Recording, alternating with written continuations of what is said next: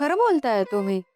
मी खरं सांगू का तुम्हाला, मला सुद्धा हे हेवी ज्वेलरी, हे असं हेवी ब्लाऊज, बांधलेले केस आणि आणि ही हेवी साडी अजिबात आवडत नाही. मला पण असं छान डिसेंट राहायला आवडतं.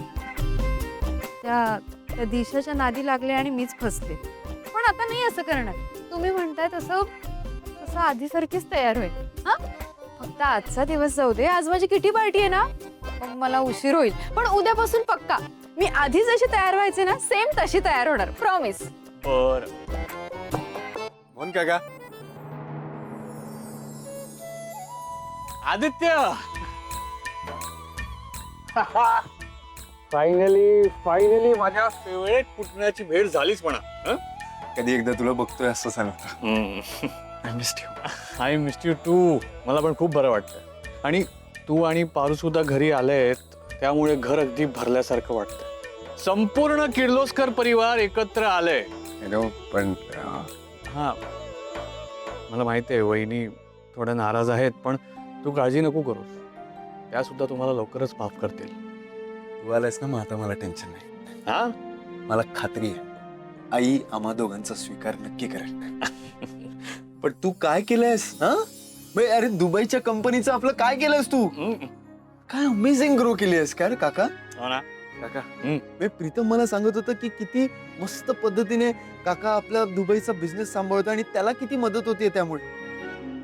काका, I am really proud of you. Thank you. आणि बरं एक, तू आता जरी ऑफिशियली किर्लोस्कर कंपनीचा CEO नसला तरी वहिनी हळूहळू सगळ्या जबाबदारी तुझ्यावर सोपवतील.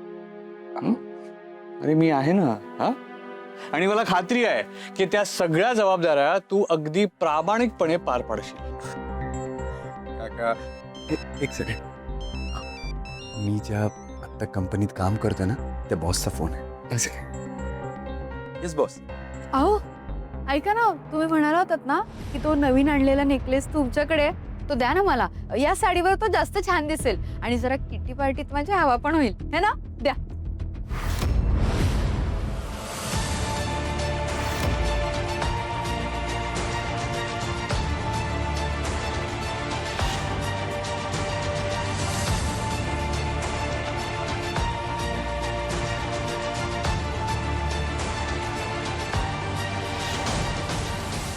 काय करू? तो हार प्रीतमने नेलाय हे आदित्यला सांगू का? नको. आता लगेच नको काही सांगायला. वेळ आल्यावर बघू. एक सेकंड.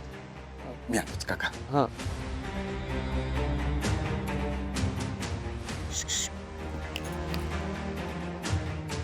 द्या ना हार. मला लेट होतो, सांगितलं ना. कुठे हरवलात तुम्ही? हा, मला जरा काम आहे आता. मी नंतर तुला कपाटातून काढून देतो ना हार. हा, ऐका ना, मला आत्ताच्या आत्ता तो नेकलेस हवाय. द्या.